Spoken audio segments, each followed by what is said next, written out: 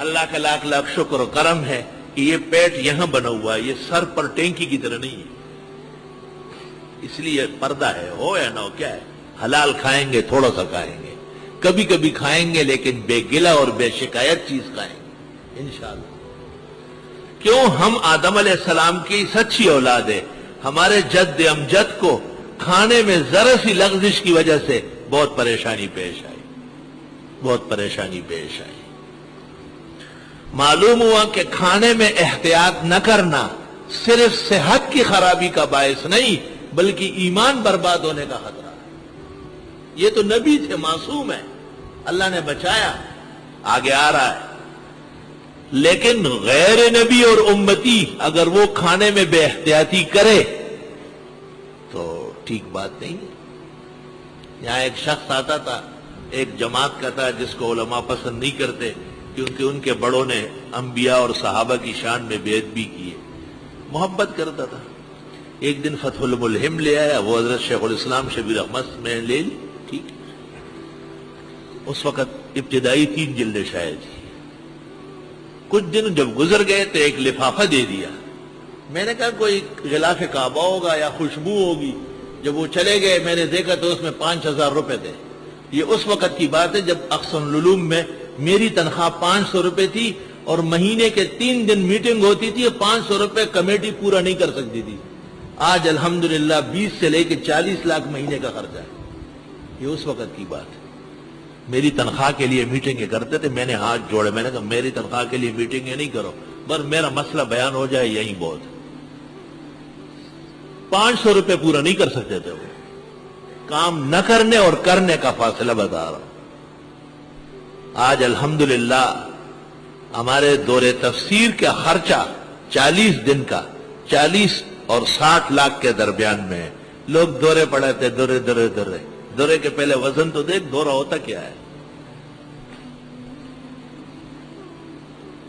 اس کو ہم نے اور ہمارے رفقا نے اور ہمارے دوستوں نے کام سمجھا ہے، کام نہیں، کام کی روح سمجھا ہے، کام کی جان اس کو مانتے ہیں۔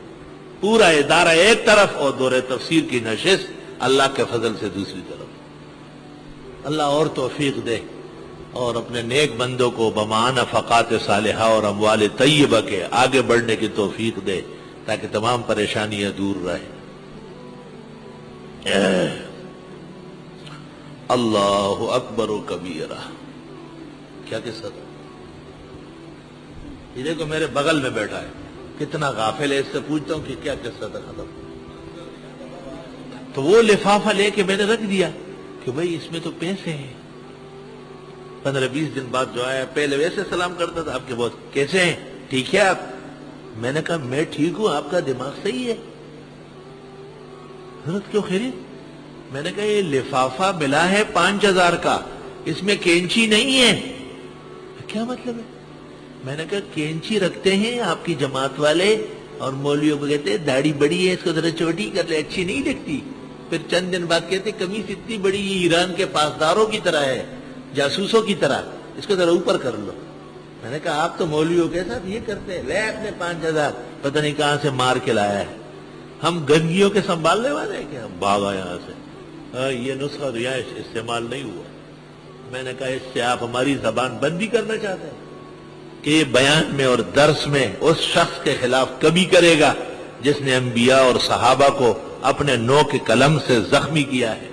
استغفر اللہ واتوب الیہ۔ تو پیغمبروں کی بشریت کا منکر بھی پہلا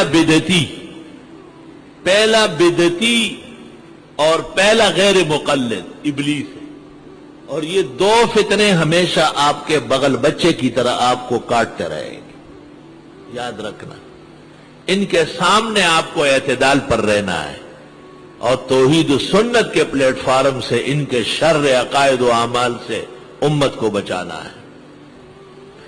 فسجدوا، ملائک نے سجدے کیا، الا ابلیس، مگر شیطان نے نہیں کیا۔ ابا یا ابا، انکار کرنا، انکار کیا۔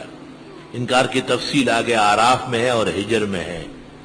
واستکبر، اور تکبر کیا، وکان من الکافرین، اور ہو گیا کافروں میں سے۔ کان بمانے سارا، تجرید ہو گئی۔